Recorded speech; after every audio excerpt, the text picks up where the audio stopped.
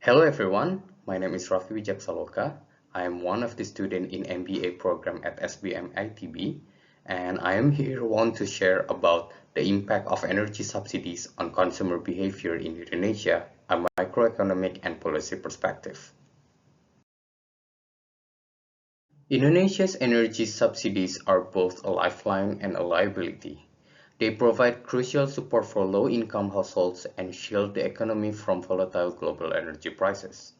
However, the scale of this support is staggering. In 2022, subsidies consumed over 502 trillion rupiah, surpassing investment in education or healthcare. These subsidies have deep roots in political history, widely expanded during the Suharto era to ensure social stability.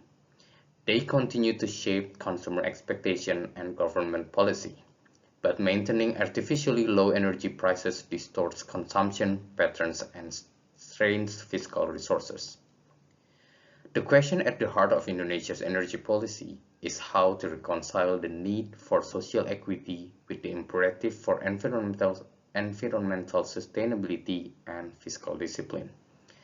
Understanding this tension is key to evaluating the effectiveness and direction of future reforms. From a microeconomic lens, subsidies disrupt the price signals that typically guide efficient resource allocation.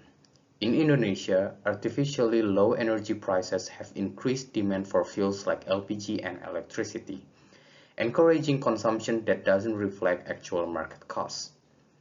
Price elasticity studies such as Renner et al. 2019 show that wealthier households respond more dramatically to fuel price changes, underscoring the regressive nature of universal subsidies.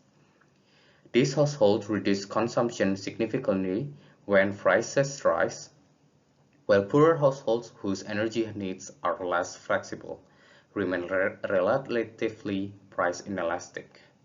Combined income and substitution effect further distort behavior. Consumers shift to subsidized fuels not because they are more efficient or cleaner, but because they are cheaper. This creates a structural overdependence on subsidized energy, complicating energy conservation and reform efforts. Energy subsidies in Indonesia often miss their intended targets. While they are designed to aid low-income households, data reveals that wealthier consumers, those who use more energy, capture a disproportionate share. The top 20% of households receive the majority of fuel subsidies, while the poorest 40% receive only a small fraction. This leakage problem is amplified by misuse. Subsidized LPG intended for cooking is widely used by small businesses or higher income households. The blanket subsidy model fails to screen for eligibility, and attempts at targeting, like using the My Pertamina app, face barriers in trust and access. Behavioral economics help explain the inertia. Many consumers stick to old patterns not out of rational calculation but due to habit, lack of awareness, or social conformity. Effective reform needs to go beyond price and integrate digital access, education, and behavioral nudges. Energy subsidy reform in Indonesia is as much a political challenge as an economic one. Historical attempts to reduce subsidies have frequently led to mass protests, particularly from middle and lower income groups, concerned about purchasing power and fairness. Powerful interest groups like fuel distributors, PLN, and Pertamina have a stake in maintaining subsidies, as they derive both financial and political capital from existing arrangements. These actors often resist change through lobbying and institutional inertia. The policy-making landscape is also fragmented. The Ministry of Finance emphasizes budget efficiency, while the Ministry of Energy focuses on access and equity. This lack of alignment delays decision-making and complicates long-term planning. Political leaders, especially during election years, often reinstate or freeze subsidy prices to appease voters, showing the deeply embedded populist dynamics at play. Indonesia's latest reforms reflect a move towards smarter, more equitable subsidy distributions. Tools like My Pertamina allow the government to limit fuel subsidies to registered eligible users, minimizing leakage. Similarly, the DTKS, a database, enables precise targeting for electricity and LPG subsidies. The state utility PLN introduced tiered tariff in 2017 to remove subsidies for ineligible users. Yet, more than 50% of recipients still fall outside the poorest 40%, showing that technical systems must be complemented by continuous data validation and oversight. Cash transfers programs like BLT or Bantuan Langsung Tunai have helped cushion the blow of price hikes in past reform cycles. These compensatory schemes are essential to ensure reforms don't increase inequality or reduce basic access among the poor. Together, these digital and fiscal innovations represent Indonesia's best path forward for equitable energy policy. Indonesia can draw critical lessons from its regional peers in reforming energy subsidies and promoting renewable energy. Thailand implemented tiered feed-in tariff and supported community-based solar, enabling decentralized generation and local empowerment. Meanwhile, Vietnam's consistent incentive and regulatory stability attracted high volumes of private investment into renewables.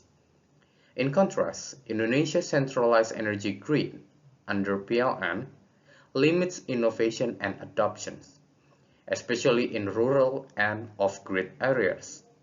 Even when fossil fuel subsidies are reduced, corresponding support for renewables often lacks, undermining behavioral shifts.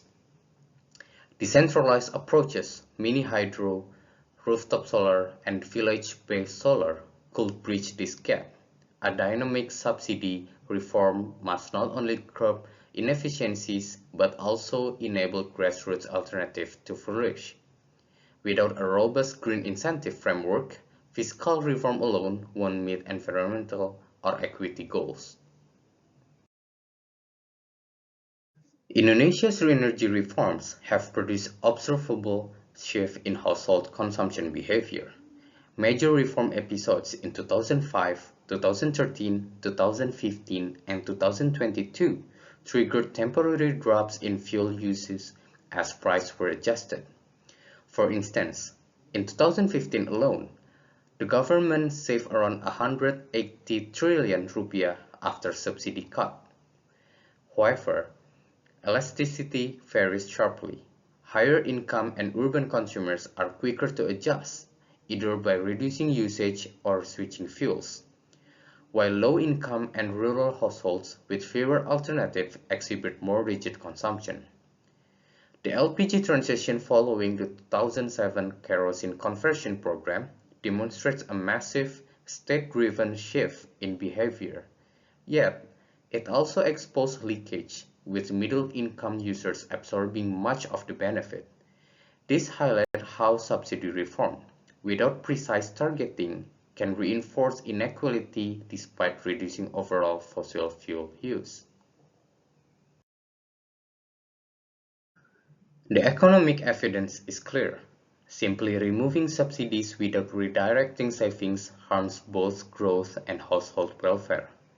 Hartono et al. CGE simulations show that when 50% of subsidy savings are invested in renewables and transport, welfare losses are mitigated and energy mix improves modestly. Indonesia needs robust incentive to shift private and public capital into clean energy.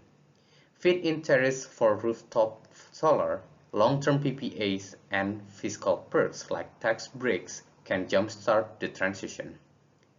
Equity remains key. Targeted social programs such as cash transfers and energy vouchers must be automatically triggered during price hikes to shield the poor.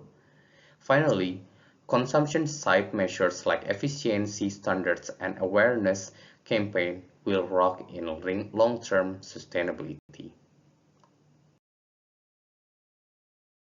Between 2010 and 2022, Indonesia's energy subsidies expenditures have experienced dramatic fluctuations.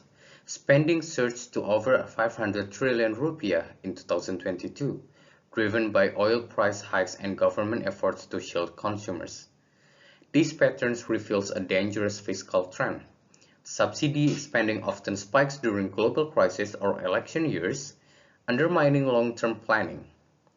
It also highlights the shift from fuel-focused subsidies to include significant outlays for LPG and electricity. These costs create direct trade-off with vital investments. In some years, energy subsidies exceed health and education budgets combined, raising critical questions about fiscal priorities. Transparent and strategic reallocation is essential for balanced, forward-looking development. One of the most troubling aspects of Indonesia's subsidy regime is its regressive distribution. Studies by the World Bank and Ministry of Finance confirm that the top 20% of income earners receive the largest share of energy subsidies, especially for fuel and electricity. Meanwhile, the poorest 40%, who are the policy-intended beneficiaries, receive only a fraction of the benefit. This is largely due to flat rate pricing that allows higher consumptions without income screening. Such distortions undermine the equity and fiscal efficiency. The need for targeting is clear.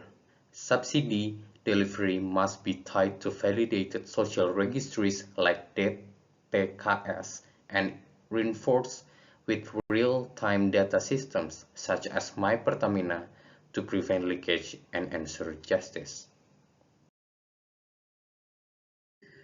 Indonesia's energy subsidy system stands at a crossroads.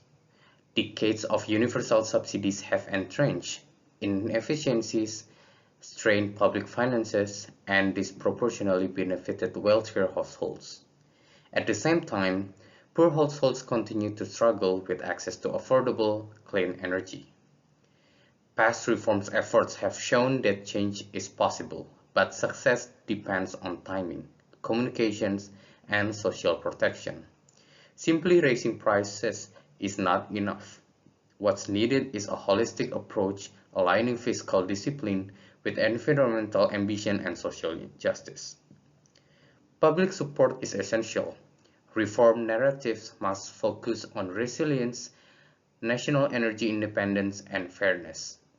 When people see energy reform as a path toward shared prosperity and environmental integrity, they are most likely to support and sustain change. So that's all that I can share today, and thank you.